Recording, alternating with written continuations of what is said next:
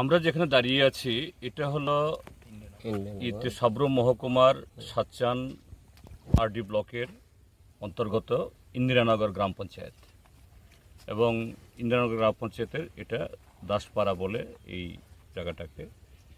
এটার ডান দিকে হলো ফেনী নদী, যেটা আমাদের এই প্রাকৃতিক সীমানা বাংলাদেশের সাথে, আর বাম দিকে হলো এটা বরখলা বলে, এবং ওদিকেও আরেকটা নদী এসছে আমাদের মনোনদী।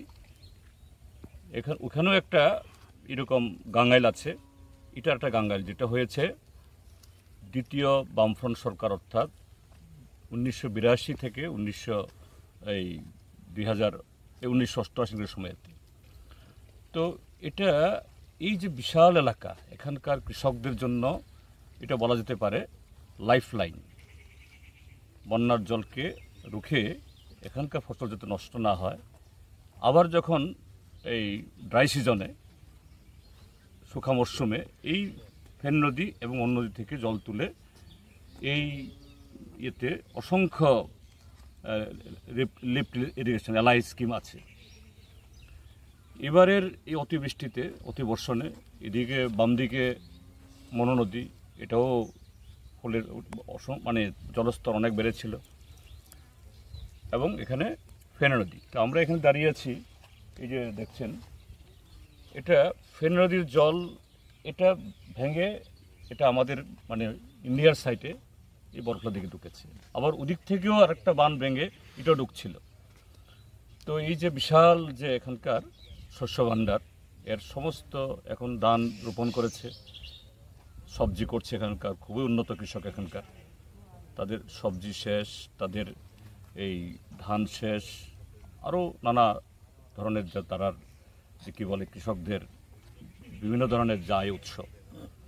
তো আমরা এখানে আসছি কারণে সরেজমিনে দেখে, আমি গ্রাম পঞ্চায়েতের সদস্যরাও আছেন, তারা ইয়েরা, তাদেরকেও বলছি তারাও তাদের গ্রাম পঞ্চায়েতে রেজুলেশন দিন। আমিও এলাকার বিধায়ক হিসাবে বা জনপ্রতিনিধি হিসাবে সংশ্লিষ্ট দপ্তরে এবং সরকারের কাছে সেরকমভাবে জোরালো আবেদন রাখব।